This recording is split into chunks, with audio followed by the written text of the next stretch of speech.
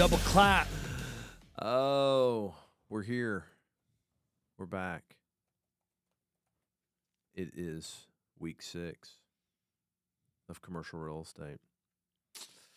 Couple quick announcements. Trinity Junction has a show coming up. Oh, Boom. when? Friday, March 7th at the Bartonville store. In Bartonville? In Bartonville. Oh, no way. It's a pretty cool little venue. Is it? It's you'll have a lot of like big acts will just show up there randomly and play like acoustic sets, but we're playing Friday night up there. And then also we're playing the NAIOP spring concert again. Repeat. So that's on April 23rd at the Rustic. Did Mr. Peterson rope you back in? He did. He hooked it up. Got a shout out to Matt Peterson. Matthew.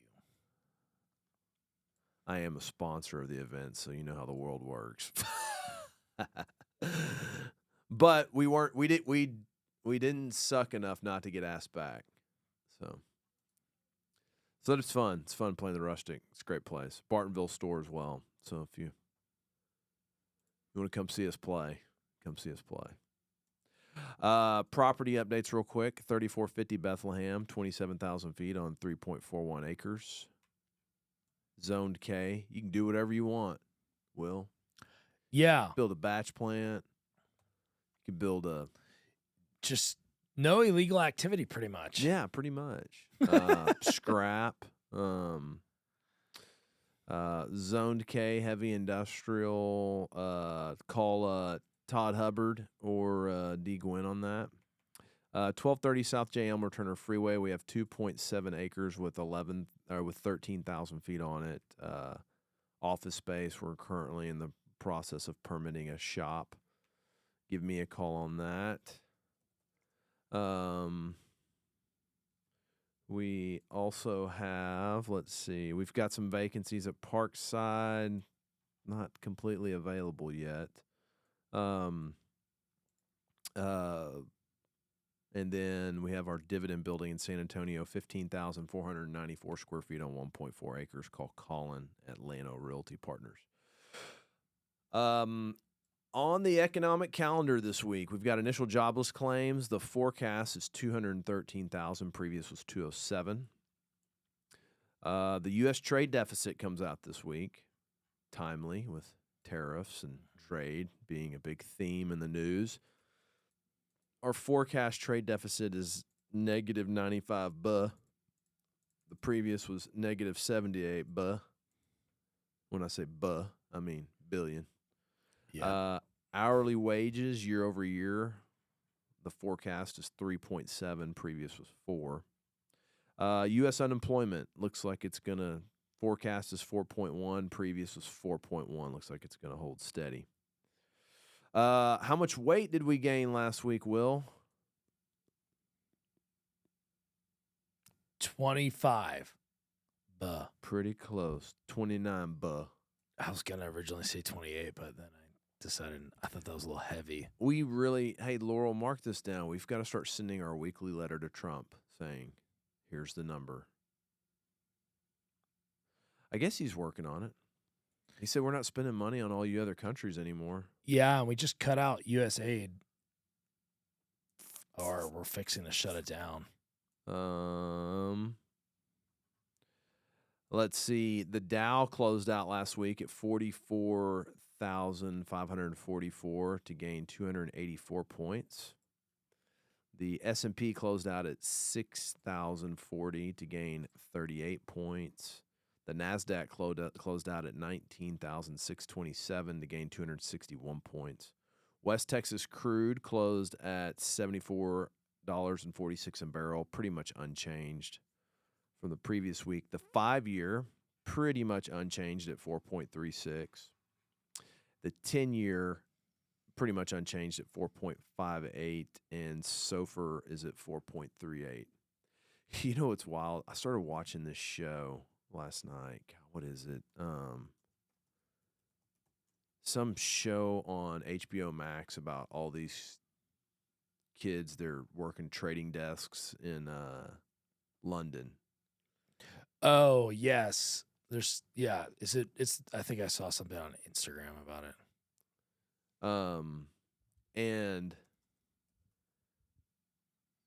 it's called The Industry. The Industry. It was pretty interesting. So it was done in 2021 or 2020. I think this first season came out. Huh? And this girl in this episode convinced this contrarian play to this investor to buy options on the 10-year treasury going to 4%. Oh. And the investor was like, "Give me 250 billion in option, or 250 million." They wanted a 500 million, but they were like, "That's too big of a bet. We won't take that." But it's kind of like, oh, I want to see if this actually plays out because it looks like it did. Yeah.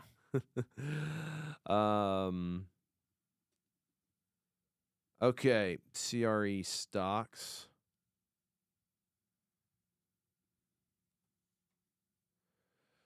All right, 1 week performance. All the real estate stocks are down.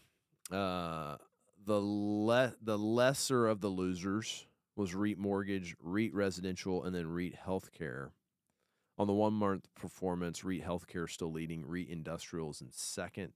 REIT real estate services is in third. The term of the week. God, every time I get real nervous about not having one always presents itself. I feel like we've kind of maxed out all these. Did you do your Chat GPT on it or no? No, I didn't. But I figured you it came from you. So. Okay, hold on. But I can real quick. Yeah, because I'm signed out of my Chat GPT now. I'm never signed out of Chat GPT. I live in it. I've had to reset my computer 3 times this morning, so it's blown me out of everything. It can't handle the amount of real estate you're doing, Will. I probably. Tell me when you get the here we go. up. You got it? Static vacancy Yep. refers to the long-term or inherent vacancy rate of a property or portfolio that persists even in a stable or strong market. It represents the percentage of the spaces that remains unoccupied due to factors such as physical limitations, tenant turnover, market conditions, operational factors. In commercial real estate underwriting, static vacancy is typically assumed as a minimum baseline vacancy rate, often 3 to 7% to account for natural turnover and ensure realistic revenue projections. It differs from frictional vacancy. Oh, save that one. Yeah. Which is short-term and results from leasing transactions. Is that how the context of the term was? Kind of. There was just one space in the project That never leases? That never leases. Well, that's what this is. That's what it's saying. It probably had physical limitations or something with it. But it was much bigger than 5 to 7% of the total project. That's how I'm like, oh, time out. Yeah. Well, these things are fluid, Will. They're fluid. Very fluid.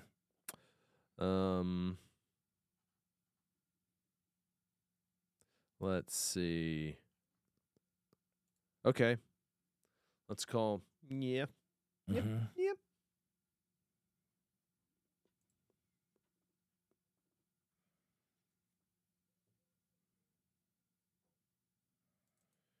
Hold, please.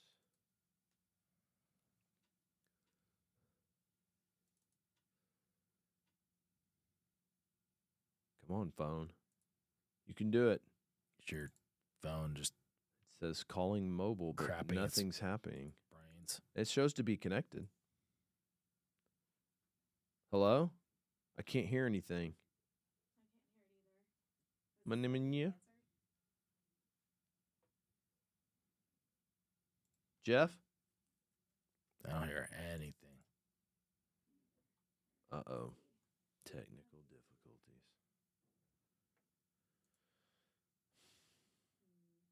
You have to have it like muted, or this channel, whatever channel this thing's coming in on, has to be padded or something.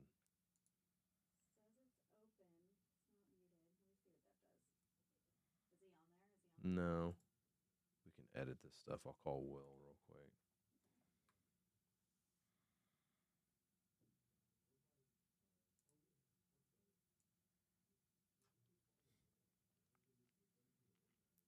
Talk. Hello? No, got nothing.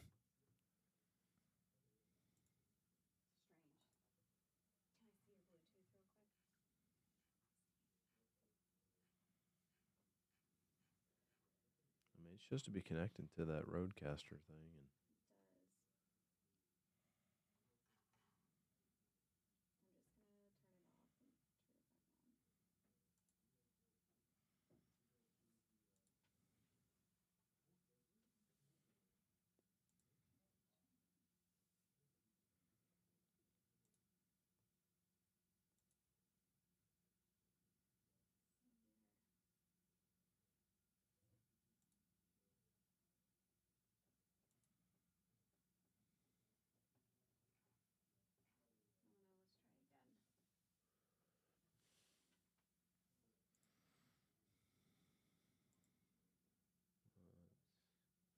try Will first.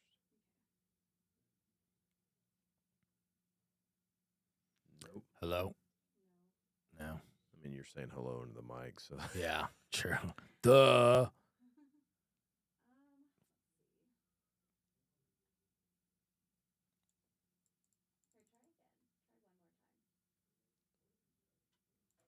like I should hear it ring. Mm-hmm. Yeah. There we go. Okay. That's working. Your call has been. Yep. Sent your ass the voicemail. All right. Let me call Yef again.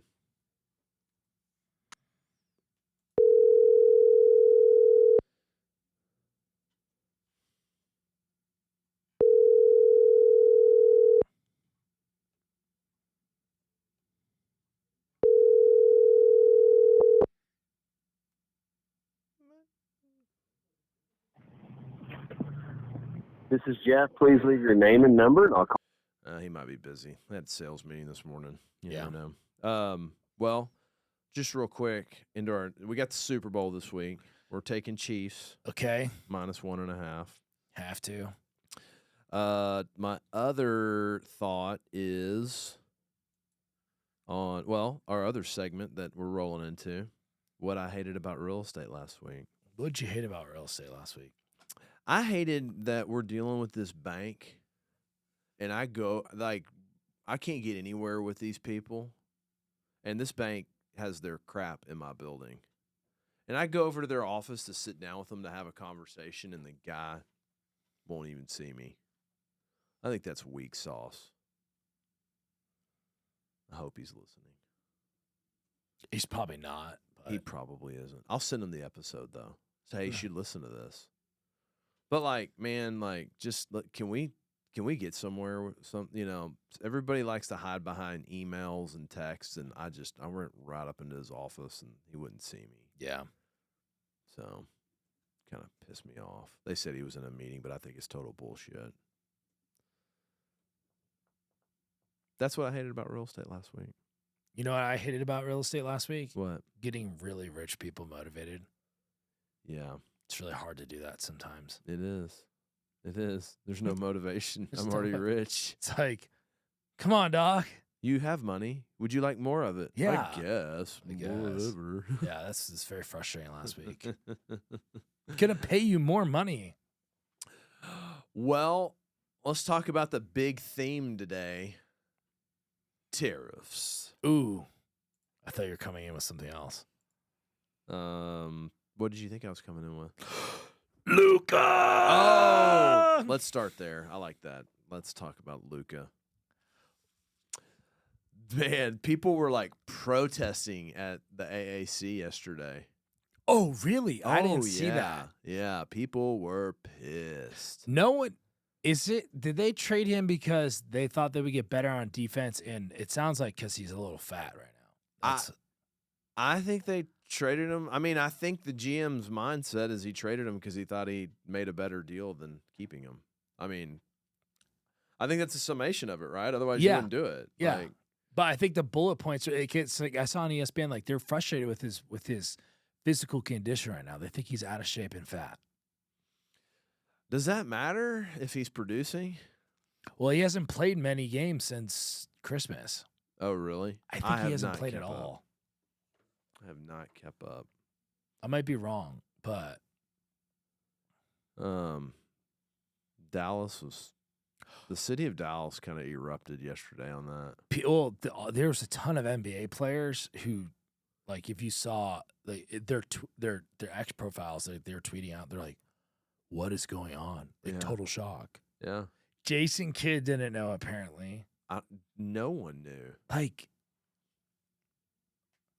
how does one get motivated to go play for a new team when you just get dumped off at the curb like that? I would kind of be sour pants about it.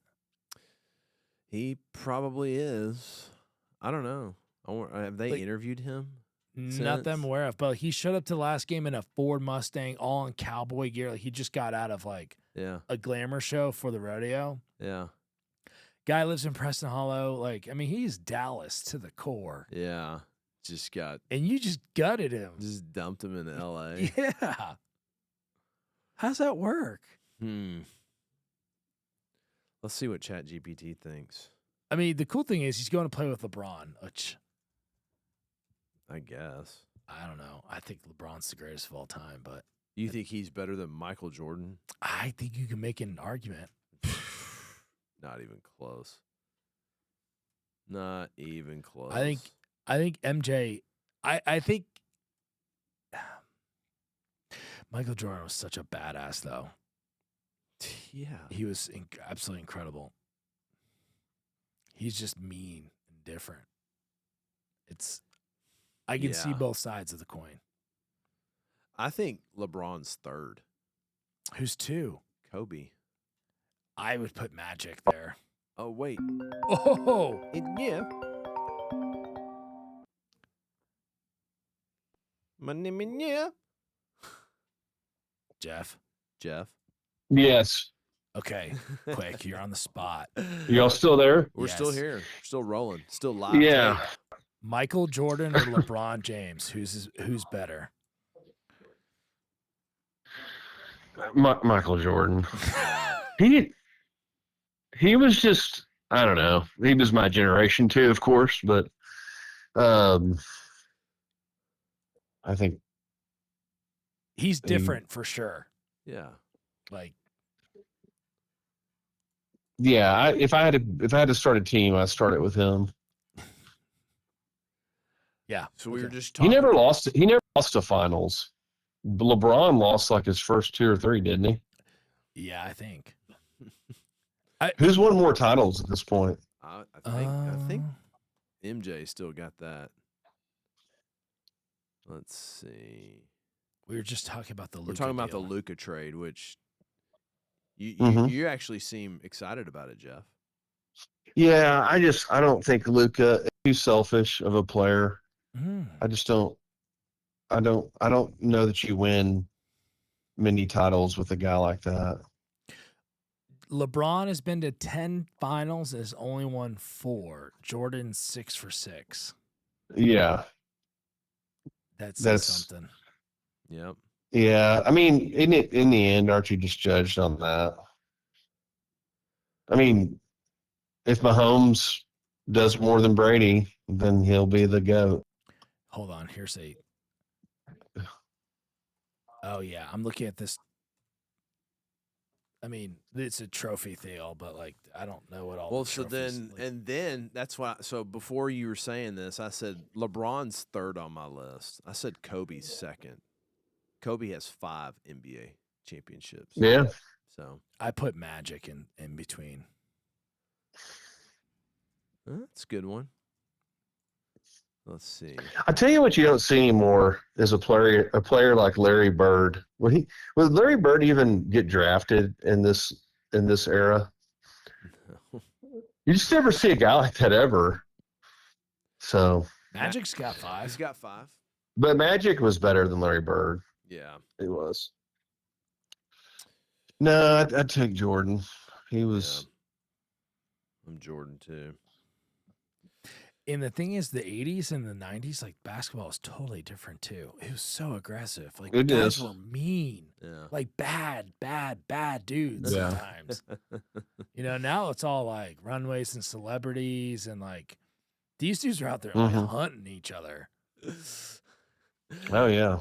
There's this guy. The Detroit Oh yeah. Have you seen that 30 for 30?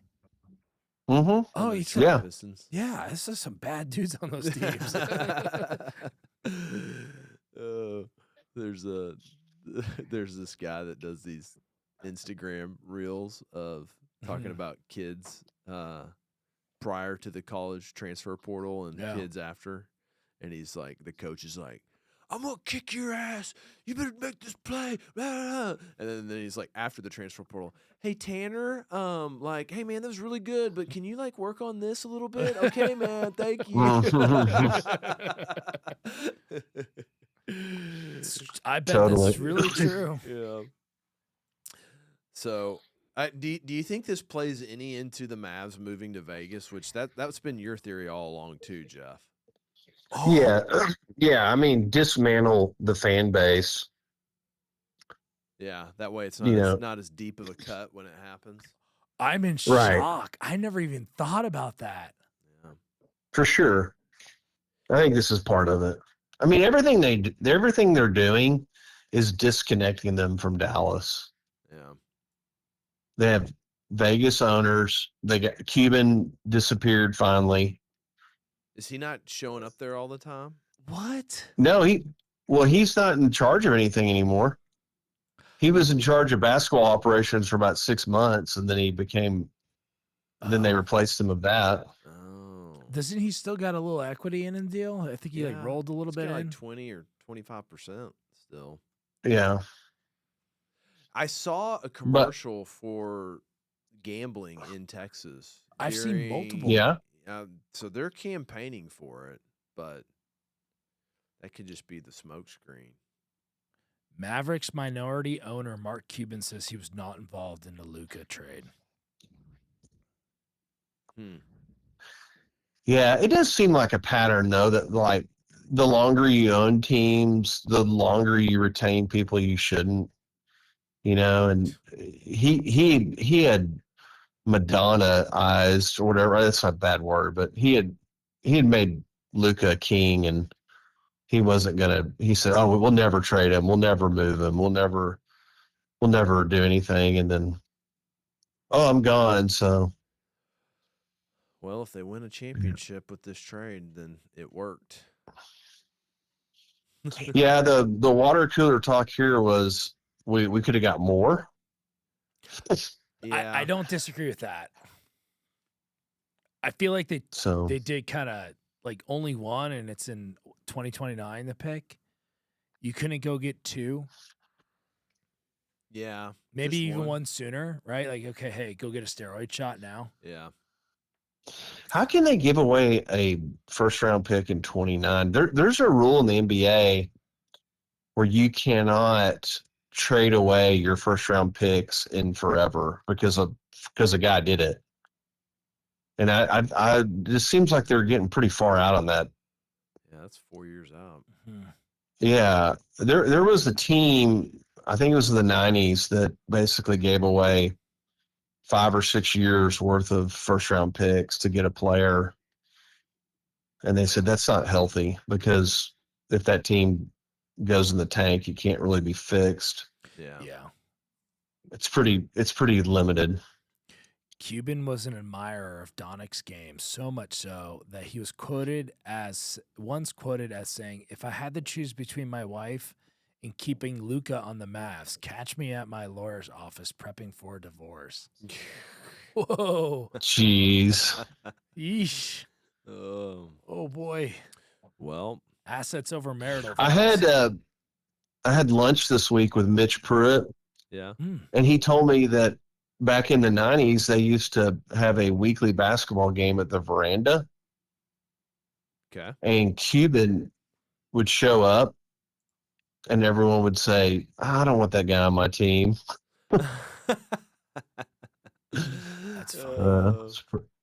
But evidently, he's a decent basketball player now. I don't know. I don't know how you get better the older you get, but whatever. Just practice, Jeff. He's out there just, grinding. After a game, he's back in the gym taking shots.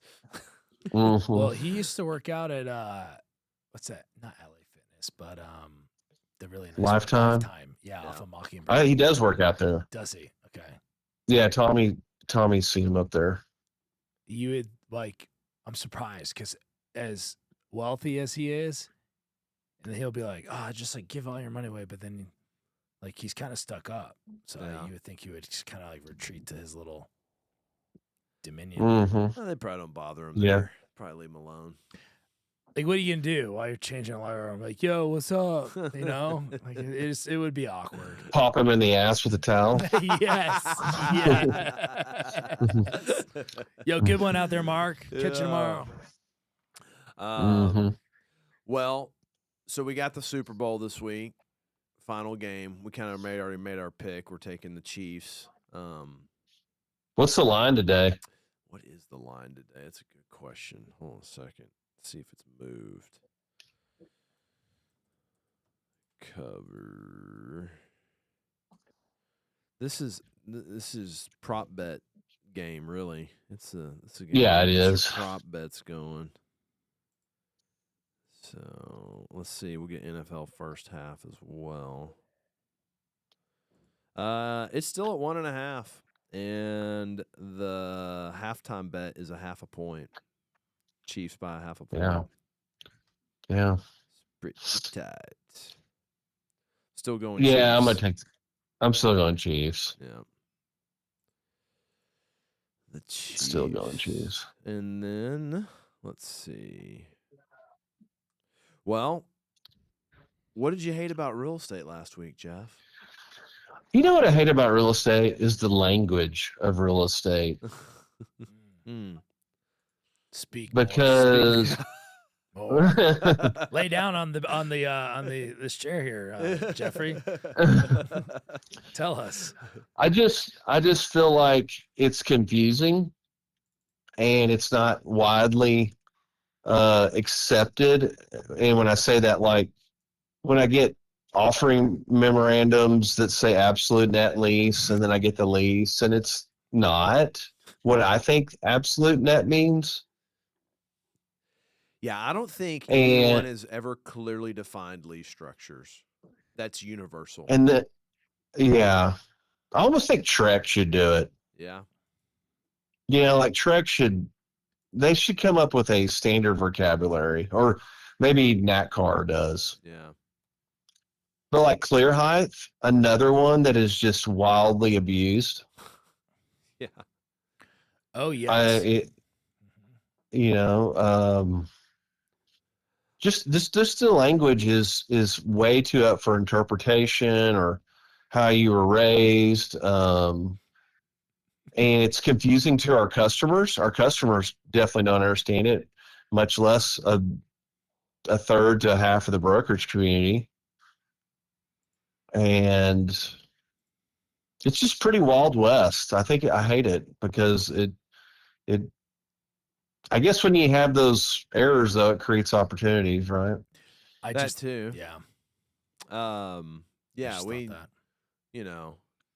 a very prominent industrial platform here in Dallas had a listing and controlled all these people's product and put out a big offering memorandum and said the building was 14 foot clear. Guess and it what? was 12. It was not dock high either. I was like, I wanted to call the client and go, you hired these guys, and this is literally the easiest first thing anyone could have done before all this beautiful OM. Just walked in the building. It's the first thing we do now on every tour. Don't care. I'm not listening to you anymore. I get the laser. It goes on the ground. I shoot it. Yeah. Yeah. It's the number. Yeah, I mean, what about square footage? I mean, how many buildings? And this is everywhere. I had a building on Joe Field that we bought. The county records had it at 20 or 21,000 feet. 10 years later, we go to sell it, and it's 17. So we turned around and went to the taxing authority and said, hey, we've been overcharged, and there's actually a grace period. So they gave us a check for 5 years of overcharged square footage. Hell yeah. That's good. Yeah. On the other hand, one time I owned this property in Graham where I built a house without getting a permit, and the county took aerial drones of it, and they said, "Hey, you owe us 5 years worth of taxes for this cabin you built." They got you. So it goes both ways. No, we've had 2 deals blow up because of it. Yeah, well, we had a building under contract that was 10,000. We were told it was 10,000 feet. It was 9280 ish. And I was like, that's a 7.5% difference. Whatever. Mm-hmm. I was like, this is significant. Yeah, and then the other one down south. But they just like it was like whenever I said that, like a force field went up around their ears, and it just they didn't hear that part. Correct. They're like, oh, what? Mm-hmm. Yeah. Same thing down mid last year. It was like mind-numbing, mind-melting. Yeah. You advertise the space as X. Yeah. Here is a document shot by a guy with a stamp. Yeah. It's Y. Yeah. Like, when it's more than 2%, or even, especially when it's more than 5, it'll ruin a deal. Mm-hmm. What, $100 a foot every 1,000 feet's $100,000, right? Yeah. Well, this was a building with a big land component, so we were paying like $300 a foot. I was like, this is like a $250,000 delta. Yeah. Yeah. Yeah. But how dare we ask for these things? Just buy the building, damn it. Yeah, just do it. Hey, it's $3 million. It doesn't matter. Yeah. It's a small deal. Yeah, it's a bite-sized deal. So Yeah, I hate the language. yeah. It's a good one. There needs to be some definite cleanup on that for sure. Mm-hmm. Yeah, and like, what is we always say the BOMA standard, Yeah. but I mean, why isn't it the Trek standard or the NATCAR standard, or why do we have BOMA stepping in and telling us that? I mean, I know they're architects and all that stuff, but their standards can be viewed kind of ridiculous, because if you have a covered dock, I think that counts as square footage to them, which is not fair. And are they inside the wall or outside the wall? They'll take an awning on the outside of the wall as square footage. Yeah. Yeah, that don't sound right. It doesn't sound right. Nope. Don't you think it's got to have 4 walls and a roof to be square footage? I mean, isn't that where we're going? Yeah. And unfortunately, to your point, permitted. Yeah. Yeah, right. Permitted. Yeah, we put a building under contract last year, and they told us it's 15,000, but the city had only had on file like 7,000 feet. So they built a bunch of unpermitted buildings. I was like, I'm not dealing with this. Yeah. It's gonna be a nightmare when I go get a CO. Oh, there's another one that we just looked at. It was like 80,000 feet, and I think the appraisal district only had 30 on record. Like, yeah, that's a dumpster fire. Yeah, like you want to just ruin your year. Deal with that. You bought it for $100 a foot. Yeah. So, no, I like that. It is very fractured on what language is. Mm-hmm. And it's tough for younger brokers to learn what it is, because there is no clear definition. No. But yeah, the other thing I want to shout out to the masses is I think we need to boycott eggs. Oh, because that's the one thing everybody points to as being the most expensive with the tariffs coming in. What? Well, no, I heard a news blurb in the last 10 days that eggs are going to go up 20% this year, and they're blaming it on the bird flu. Well, excuse me, there are other things we could eat in this country besides eggs. I think if I was a yogurt company, I would be saying, have yogurt for breakfast. We can fix our prices. I'm done with these artificial inflations. We can choose other things. It's not like we have to shove 4 eggs in our mouth every morning. Who has the time to make 4 eggs every morning? My wife does because those kids are adamant about that shit. They are. I mean, we've all trained ourselves to eat eggs, and I'm just like, nope, I'm boycotting. Yeah. What what do you think about all the tariffs, Jeff? What's your take on that? Oh man, I don't know if I'm smart enough to really make an opinion of it yet, but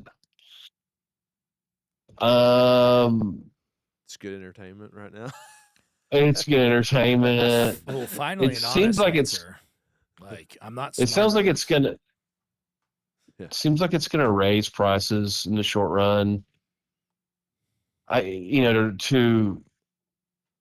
To reposition manufacturing takes years, not weeks. So we're not going to have a solution for it for a while. We can't buy USA goods. Right. So I don't. And then another question I have is, like, if Canada has an operation in the U.S., like they make widgets in the U.S., is that a tariffed item? It's a good question. I guess I don't know. They import parts into the U.S. because we actually leased a building to a tenant that is out of Canada, and I think they opened up a U.S. facility, but I think they started doing some of the production here. So, like, what gets tariffed? I'm sure some of it gets brought down from Canada, and then the other half gets put together here. Well, that's interesting because why are we mad at Canada? Fentanyl.